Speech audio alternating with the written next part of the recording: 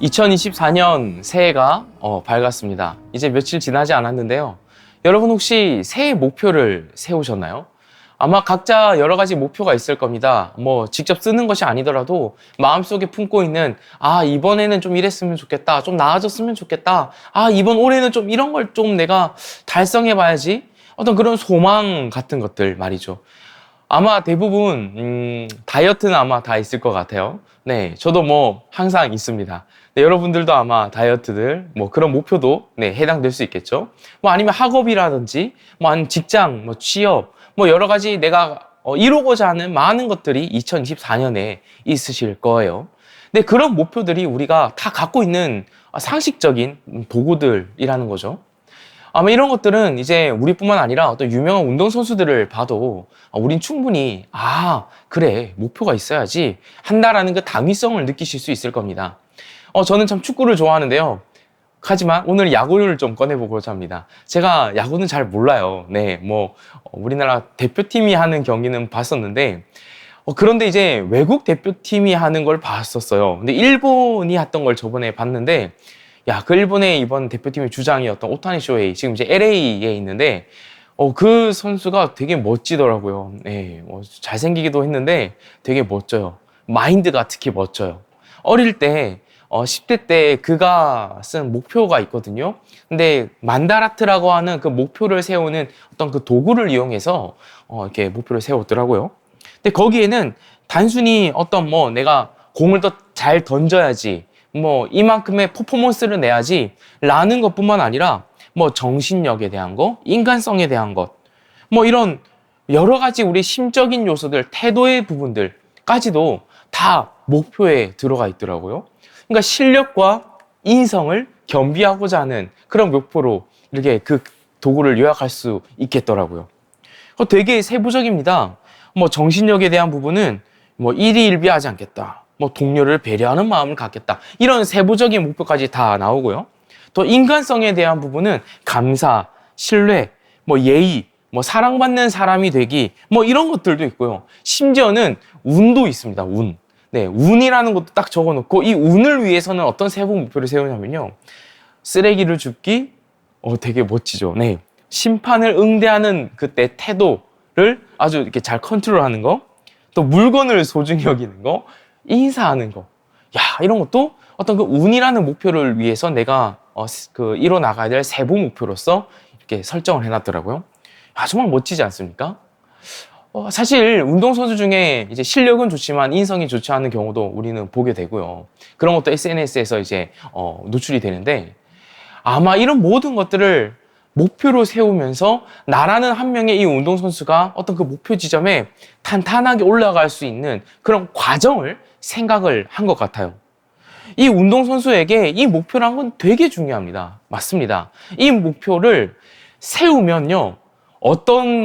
세워도 문제지만 목표가 없을 때도 큰 문제가 되는데 그래서 아주 높은 목표를 잡아야 된다라는 얘기도 들은 적이 있는데 문제는 이 목표가 없을 때겠죠. 이 목표가 없을 때는 이 운동선수에게는 사실은 생명력을 잃는 것과 같다라고 합니다. 그러니까 상실감, 우울감이라는 거죠. 왜 내가 그렇게 힘을 써서 죽기 살기로 열심히 할 이유가 없어지는 거예요. 그렇게 새벽부터 일어나가지고 운동을 하고 단련을 하고 또 그렇게 건강관리를 하고 식단을 조절하고 또 오타니 쇼헤이 같은 이런 선수는 인성까지 관리를 하고 이럴 이유가 없다라는 겁니다. 그 중심 목표, 그 큰 대목표가 없다면요. 그 정도로 목표는 중요한 거예요. 너무나도 당연한 상식이죠. 네, 당연한 겁니다. 그런데 여러분, 신자로서도 혹시 목표를 갖고 계신가요? 신자로서. 제가 맨 처음에는 2024년 새해 목표가 있으신가요? 라는 어떤 그런 보편적인 목표를 여쭤봤다면 이번에는 여러분의 정체성, 하나님의 나라의 백성으로서 신자로서의 목표가 있으신지를 여쭤보는 겁니다. 신자로서 목표라는 게 뭘까? 라는 조금 새로운 의식이 생기실 수도 있어요. 나 그런 거는 처음 생각해봐 라는 분들이 아마 많을 거예요. 사실 신자로서도 목표가 필요합니다. 그리고 신자로서도 목표가 없으면요. 운동선수처럼 이 신자로서의 생활이 우울감이나 혹은 무기력함이나 혹은 방종이나 태만으로 쉽게 빠져들어가게 됩니다. 왜냐하면 그게 우리의 본성이기 때문에, 습관이기 때문에 그래요. 근데 사실 오늘 많은 우리 그리스도인들은요, 이 목표라는 말에 대해서 되게 속되게 여기는 이들이 많은 것 같아요. 네, 저도 옛날에 한때 그랬던 적이 있습니다. 근데 그게 생각을 해보니요, 나쁜 영향들 때문에 그랬어요. 그러니까 목표 자체는 그냥 도구일 뿐이고요. 심지어 성경에서도 얘기를 합니다. 오늘 그 얘기를 나눌 건데, 먼저 그 얘기를 앞서 나누기 전에 여러분이 갖고 있는 어떤 부담감, 경계심을 조금 제가 걷어내 드리려고 하는 겁니다. 우리에게는 어떤 나쁜 영향들이 그동안 있어 왔어요. 뭐냐면요, 사실 우리가 신앙의 목표라는 게 반드시 있거든요. 성경에도 어떤 하나님 나라에 훗날 가서 어떤 상을 받는다라는 그 보상 개념, 상급의 개념이 성경에 분명히 나타나 있습니다. 이 복음을 강조하는 이들 중에 이 상급의 개념을 무시하고 터부시하는 또는 부정하는 이들이 있는데요. 아니요. 상급의 개념은 분명히 있어요. 사도 바울도 이 상급을 여러 번 언급을 합니다.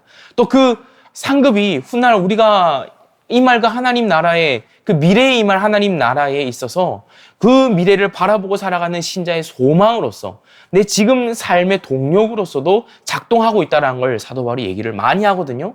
근데 일단 그것을 각설하고서라도 우리에게 어떠한 부정적인 영향이 있어 왔는가? 바로 이 상급에 대하여서 하나님 나라에 임할 그 거룩한 상급, 우리가 상상하지도 못할 세상의 기준으로 판단할 상이 아닌 하나님 나라의 기준으로 상상해야 되는 그 보상의 개념, 그것을요, 이 땅에서 살아가는 교회에서 곡해시키고 오해를 너무나도 많이 만들어버렸어요. 이런 거죠. 열심히 교회를 다니고 열심히 뼈 빠지게 봉사하면 상을 받는다라는 거예요. 이런 말은 성경에 없습니다. 정말 없어요. 정말로 없습니다. 제가 단호하게 얘기 드립니다. 정말 없어요. 그런데 이런 말을 많이 들어왔었을 거예요. 혹은 이러한 말이 은근히 담겨진 요구와 요청을 많이 받으셨을 거예요. 가스라이팅인 거죠. 그래서 사실 이러한 것들에 많이 대인분들이 있다 보니 우리가 이 목표, 어떤 신앙의 목표라고 하면 어떤 거부감이 드는 거예요. 우리가 자격증을 따려고는 그렇게 노력을 하는데 신앙의 목표라고 하면 거부감이 드는 거예요. 왜? 너무 나쁜 영향들을 봐서요. 근데 다시 한번 말씀드리지만 오늘 본문에 뿐만 아니라 성경에는 그런 말 없습니다. 성경이 보여주는 이 목표라는 것은요, 굉장히 거룩해요. 하나님 나라의 관점과 시각으로 우리에게 부여되고 있어요. 과연 그것이 무엇일까? 자, 앞서 얘기 드렸던 그 나쁜 영향들을 걷어내기 위해서라도 또 우리의 무기력한 신앙생활과 하나님 나라의 그 존엄한 우리의 신분을 마음껏 누리고 살기 위해서라도 오늘 말씀이 강조하고 있는 이 신자의 목표를 우리는 받아야 합니다. 그 목표를 알려드리려고 하는데요. 자, 분명히 상이 있다 그랬어요. 오늘 본문 24절 이렇게 말합니다. 경기장에서 달리게 하는 사람들이 모두 달리지만 상을 받는 사람은 하나뿐이라는 것을 여러분은 알지 못합니까? 이와 같이 여러분도 상을 받을 수 있도록 달리십시오 라고 말하죠. 달리기의 비유를 이용해서 여러분도 상을 받을 수 있도록 달리십시오 라고 합니다. 상을 받을 수 있도록 달리십시오. 그리고 그 상은요, 그 다음 25절에서 이러한 단어로 나타납니다. 썩지 않을 월계관이라고요. 저희가 쓰는 세번역 성경에서는 썩지 않을 월계관. 네, 그 당시 오늘날 우리로 상상하면 올림픽 이미지를 생각하면 됩니다. 네, 그 당시에도 그런 경쟁을 하고 우승자에게는 막대한 영광과 상이 주어지는 게 있었으니까요. 그리고 월계관을 씌워줬던 것 같아요. 올림픽의 역사가 굉장히 오래됐거든요. 네, 그 당시에 그 경기하고 또 그걸로 1등하는 것, 자에게 영예가 주어지는 어떤 그러한 배경 속에서 그들은 썩는 것, 하지만 우리에게는 썩지 않는 월계관이 주어진다라는 겁니다. 자, 이것이 무엇일까는 이후에 말씀드리겠지만 먼저 우리가 알아야 될 포인트는 이겁니다. 우리가 인생의 어떤 욕망과 어떤 내가 이루고자 하는 어떤 조직의 유지를 위하여서 내가 해내야만 하는 어떤 빡센 나의 봉사와 헌신과 섬김, 어떤 이 교회를 위한 나의 희생과 헌신을 해라가 아니라는 거예요. 그럼 뭐냐? 하나님 나라에 속한 여러분, 저와 여러분, 우리가 그 하나님께서 부여하신 그 존엄한 정체성, 그 신분, 존엄한 존재감, 그것에 걸맞는 바른 목표를 제시하고 있다라는 게 포인트예요. 목표 없는 자들에게 혹은 거짓된 헛된 목표로 인하여서 낙심하고 상실된 자들에게 하나님이 부여하실 수 있는 복음을 누리는 자만이 가질 수 있는 목표를 성경이 부여해 준다라는 거예요. 세상이 주는 목표가 아니라 어떤 조직을 유지하기 위한 것도 아니라 온전히 하나님과 나의 관계 속에서 하나님 나라에 속한 자로서 목표를 부여받는다는 거예요. 사실 목표라는 것은요, 너무나도 상식적인 건데 성경에서도 아주 좋은 예 하나가 있어요. 구약 성경에 다니엘이 그렇습니다. 다니엘서 1장 8절에 보면요, 뜻을 정하여 라고 이제 개역개정에서 나와 있죠. 아마 어린이 부서 사역하는 이제 곳에서는 이 뜻을 정하여 라는 것으로 많은 설교를 또 하는데, 새 번역에서는 마음을 먹고 라고 번역되어 있어요. 그러니까 이게 원어를 봐도요, 그냥 마음을 먹는다라는 게 아주 잘 표현된 게 그냥 마음을 내가 딱 두는 거예요. 그냥 세팅을 하는 겁니다. 내가 그렇게 하겠다 라는 결심을 하는 거죠. 그러니까 어떤 목표를 딱 세우는 거예요. 근데 어떤 목표를 이 다니엘이 세웠냐?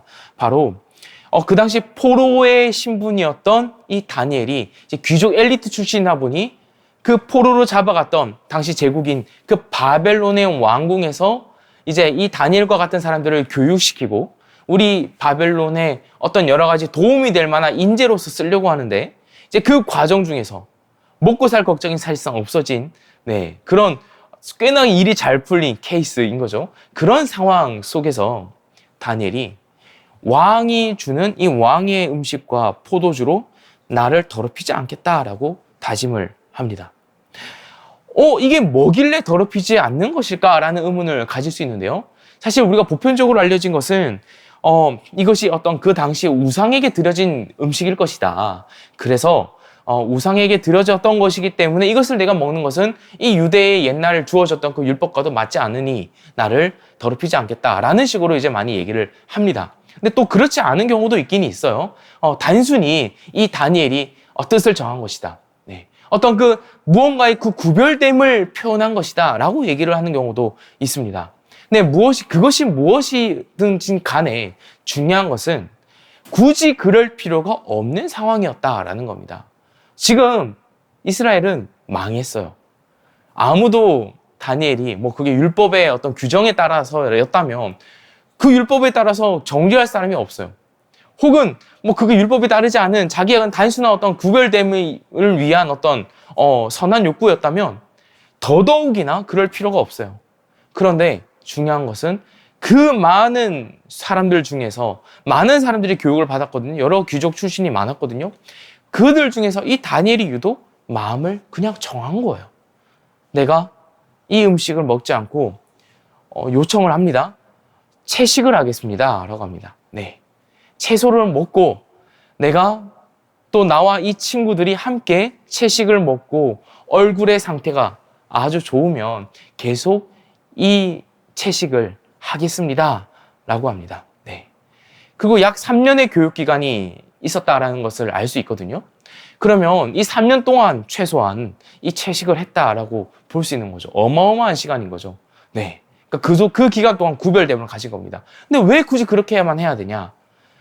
어떤 구별됨인 겁니다. 계속 거듭돼서 제가 쓰는 용어, 구별인 겁니다. 무엇을 구별하는 거죠? 내가 하나님 나라의 백성이다라는 거예요. 그러니까 이 포로 기간, 사실 이 포로가 되었다는 거는요, 이제 섞이는 겁니다. 이전의 정체성을 완전히 버려버리고 이제 이 바벨론으로 내가 완전히 귀속되는 거거든요. 이 바벨론을 위해서 살고 이 안에서 내가 먹고 누리고 자는 거거든요. 근데 이 안에서 나는 하나님이 나에게 주신 이 이스라엘 백성이라는 그 하나님 나라의 정체성을 나는 버리지 않겠다. 잊지 않겠다. 그런 거죠. 나는 뭔가 달라 보이겠다라는 결심을 그냥 하나님 앞에서 그 단독자로서 하는 겁니다. 그리고 그러한 다니엘의 결국은 아주 긍정적이죠. 굉장히 잘 풀립니다. 오늘 그게 포인트는 아니니 어쨌든 이 다니엘이 뜻을 정했다라는 것, 마음을 그렇게 먹었다라는 목표를 세웠다라는 지점. 근데 그것에서 우리 신앙의 원리를 찾아보게 됩니다. 우리의 목표도 마찬가지인 거예요. 사실 우리도 이 땅에서 살아가면서요, 포로는 아니지만 포로같이 살 때가 많거든요. 하나님의 살아계심이 잘 느껴지지 않아요. 선한 일들, 성경에서 많이 우리가 누리기를 원하는 선한 일들 다 동떨어진 기적처럼 들립니다. 그래서 기껏 그런 우리들이 가지는 목표라는 것은요, 가질 수 있는데요, 틀린 건 아닙니다. 근데 기껏 우리가 가질 수 있는 최대치의 목표는 뭐 내 집 마련의 꿈, 취업, 우리 자녀들이 잘 되는 것, 네, 그런 것일 뿐이에요. 그런 목표 가질 수 있어요. 네, 나쁜 거 아닙니다. 네, 얼마나 부단히 노력을 하고 열심히 일을 해야 돼요. 많은 고민과 애를 써야 돼요. 네, 그런데 그것이 기껏이라는 겁니다. 신자로서 주어지는 그 큰 목표는 다른 데에 있다라는 겁니다. 자, 그러면 우리는 그저 그렇게 하나님이 보여지지 않고 느껴지지 않으니 기다리기만 할 건가요? 나의 삶을 개선시켜주지 않는 하나님을 원망하고만 있을 건가요? 아니라는 거예요. 그러지 말라는 거예요. 더 이상 그렇게 수동적인 그리스도인으로 살지 말라는 겁니다. 이미 신자가 되었으니 신자의 목표가 주어져 있다라는 겁니다. 근데 이것은요, 되게 은혜입니다. 엄청난 은혜인 거예요. 신자가 된 것도 내 스스로 되지 못한 거예요. 내 능력으로 한 것이 아니라 하나님이 주신 것인데, 은혜로 된 것인데, 심지어 그 신자로서의 목표마저도 하나님이 은혜로 부여하십니다. 사실 여러분, 목표 누가 세우는 거예요? 내가 세우는 거잖아요. 여러분, 혹시 여러분이 누군가의 목표를 대신 세워주신 적 있으신가요? 아마 없을 거예요. 그게 되게 병든 거예요. 비정상인 거거든요. 그러면 안 되는 거잖아요. 그런데 우리가 그런 상태라는 겁니다. 하나님이 그런 우리에게 목표까지도 세워주셨어요. 그게 바로 25절에 나오는 썩지 않을 월계관의 의미라는 겁니다. 그 의미가 은혜라는 겁니다. 그 월계관이라는 것은요, 더더욱 영광스럽습니다. 바로 지금은 우리가 상상할 수 없어요. 피부로 와닿는 느낌이 아닐 겁니다. 그런데 이런 의미예요. 구원의 영광이에요. 상상하지 못할 구원의 영광이고요. 하나님의 나라의 그 그 하나님 나라의 원리가, 하나님 나라의 그 운영되어지는 그 원리가 하나님의 성품이거든요. 그것을 요약하면 의거든요. 그 의의 실제가 나에게 온전히 주어지는 겁니다.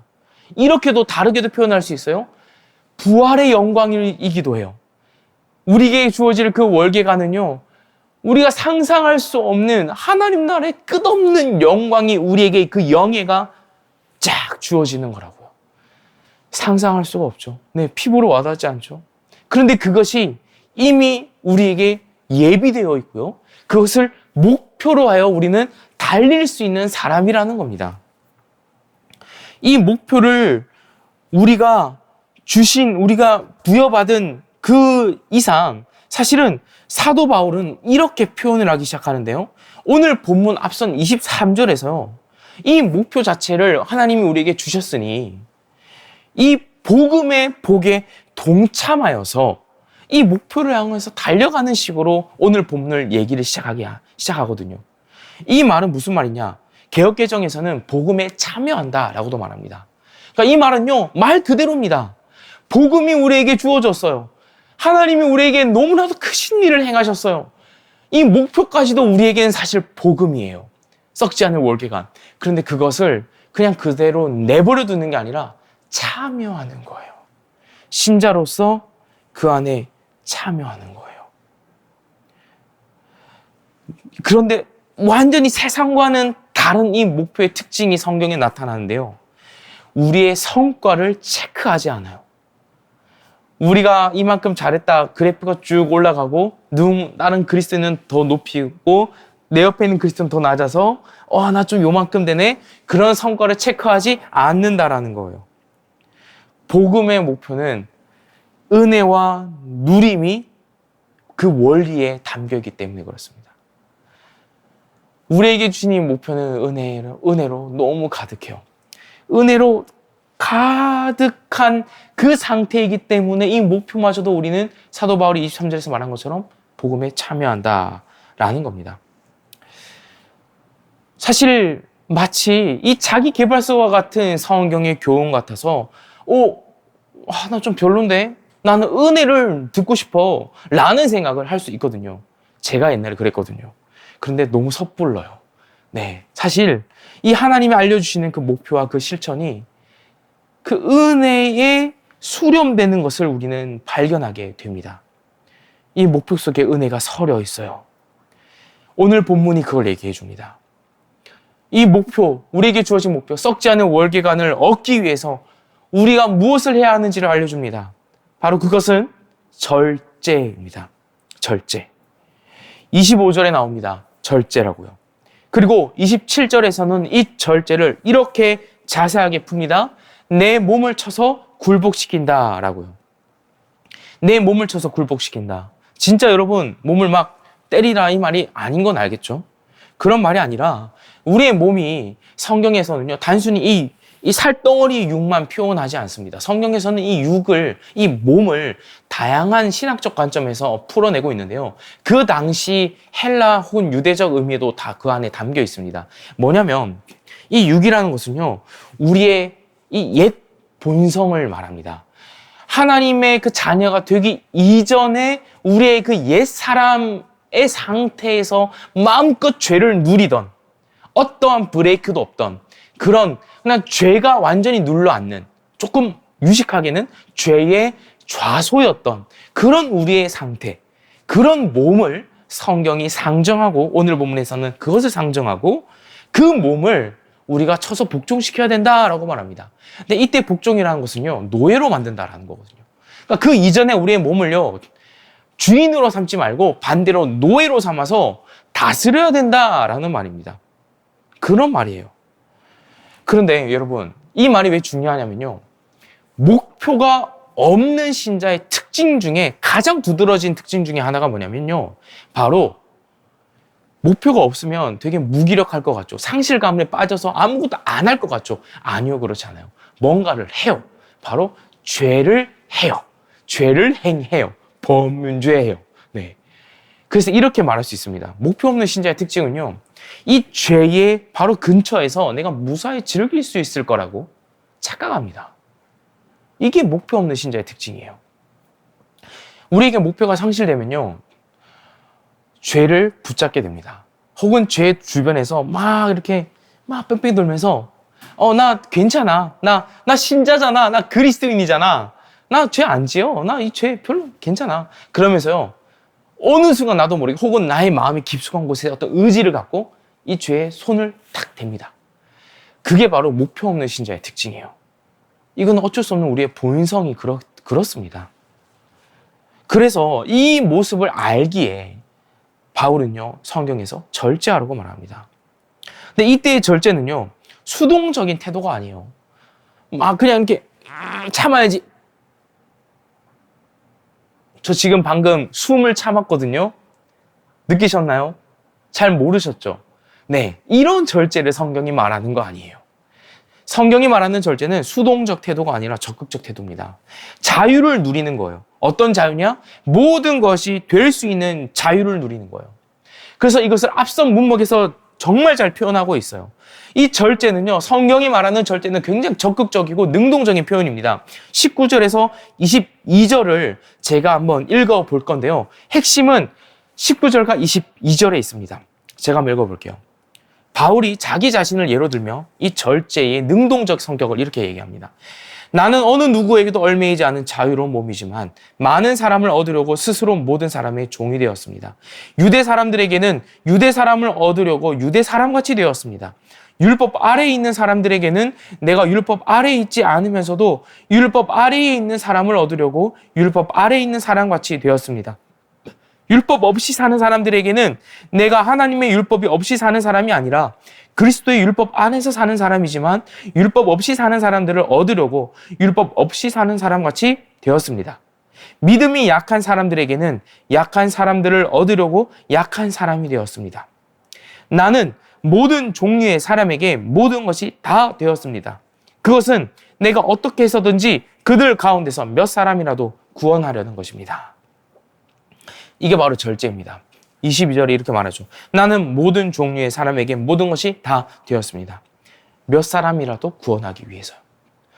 바울은요, 모든 것이 될 수 있는 그 자유를 누릴 수 있는 절제를 같은 맥락에서 이해하면서 그 바울의 실천의 결국은 모든 것이 다 되는 것이었습니다. 그런데 그 모든 것이 다 되는 것의 그 지향점은요, 우리가 기껏이라고 표현했었던 그냥 막연하게 일반적인 관점에서 잘 되고 부유해지는 것, 그런 관점을 얘기하는 것이 아니라 주로 많은 이들이 되지 않으려고 하는 사람들의 처지, 혹은 가지 않으려고 하는 그들의 장소, 공간, 그곳에 가는 것, 되는 것, 그들에게 가서 하나님을 알리는 것, 복음을 전하는 것, 바로 그것이 바울이 갖고 있는 절제의 풍성한 개념이었어요. 사실 여러분, 이 절제라는 것은요, 우리가 많이 이들을 경험해보는 것도 있습니다. 뭐냐면요, 그 어른들이 아이들에게 이쁜 아이를 보면요 하는 행동들이 있어요. 뭐죠? 목소리가 바뀝니다. 우리 그 샤이닝 처치에서도요, 막 목소리가 바뀌는 사람들이 몇몇 있는데요, 우리 성진 목사님이 그걸 되게 잘합니다. 우리 키즈 아이들에게 그 목소리를 아주 어린아이의 그 목소리로 막 얘기를 하면서 재밌게 얘기를 하는데, 막 이렇게 소리도 내주고 하면 아이들은 막 깍깍 넘어가거든요. 그런데 그 목소리를 낼 때 성진 목사님의 그 평소에 좋은 목소리를 절제를 하는 겁니다. 어떤 목소리도 낼 수 있는 자유를 쓰는 거죠. 네. 그렇게 하면서 아이들과 같은 눈높이에서 친해지는 거죠. 우리 부모님들 어린아이들에게 하는, 저도 지금도 그럽니다. 그런 것들 다 될 수 있는 자유잖아요. 비슷한 겁니다. 네, 우리가 신자로서도 그 같은 절제로서 우리의 이웃에게, 내가 마음에 품고 있는, 내 눈에 보이는 그들에게 이와 같은 절제를 발산할 수 있다는 겁니다. 그렇게 실행할 수 있다는 겁니다. 그런데 이 안에서, 이 실천 속에서요, 우리는 놀라운 은혜를 발견해요.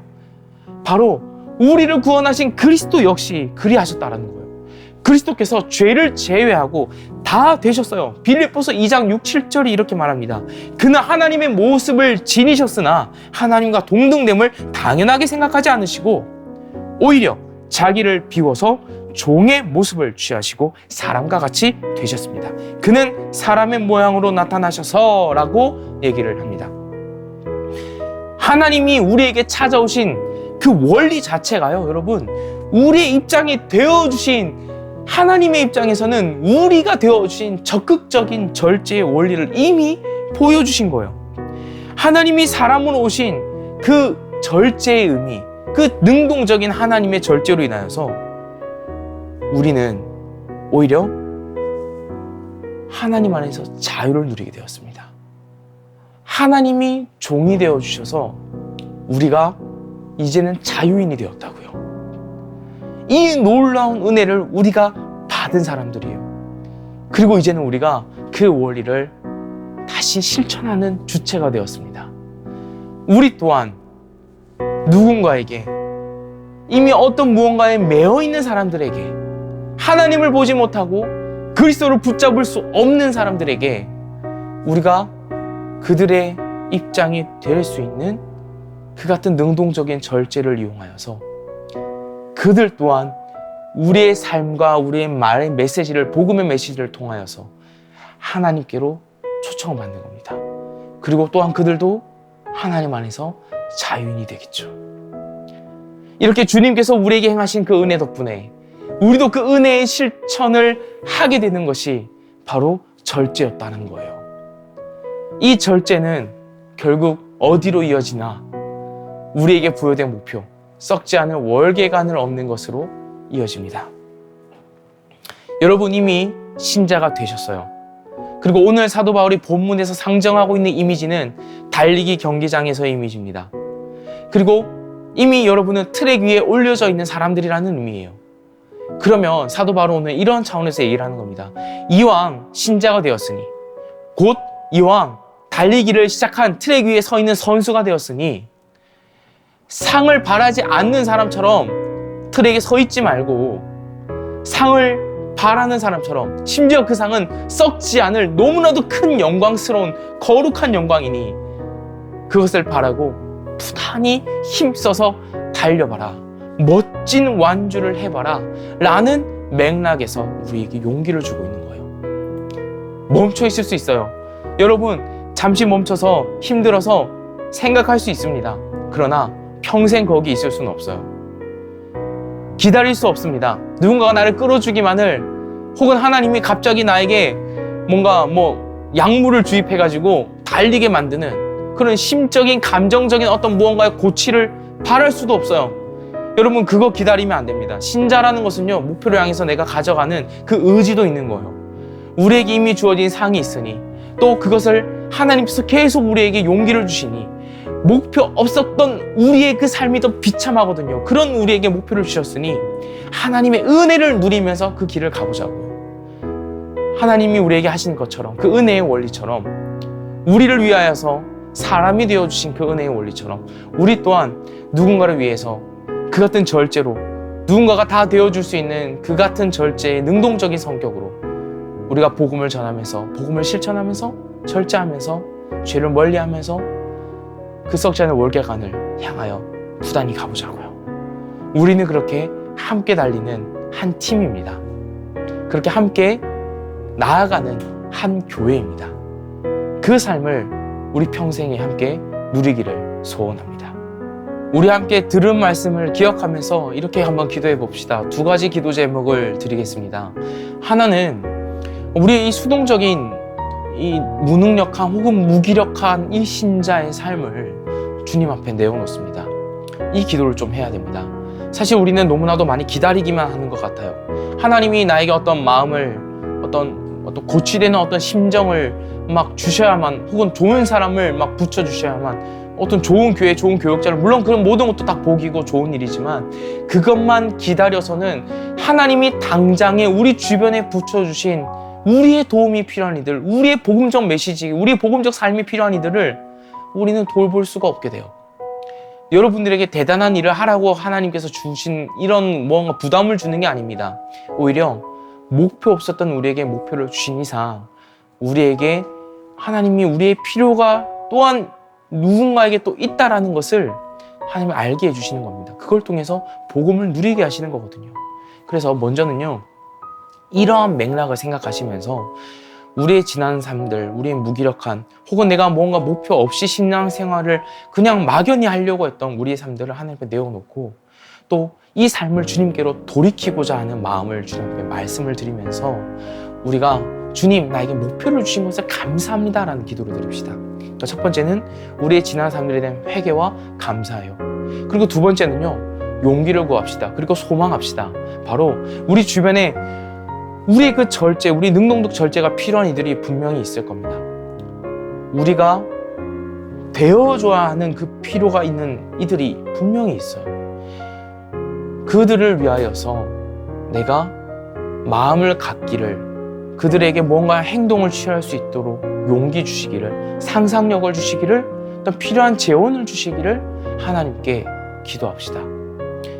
사실 그게 생각보다 대단한 일이 아닌 경우가 되게 많을 겁니다.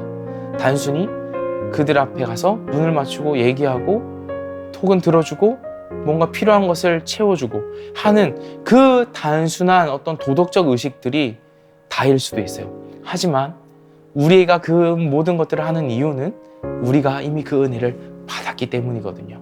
하나님이 우리와 같이 되어주셨기 때문이거든요.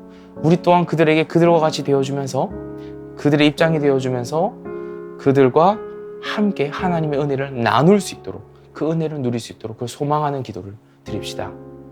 우리 이 시간 함께 이 두 가지 기도 제목을 누리고 기도하겠습니다.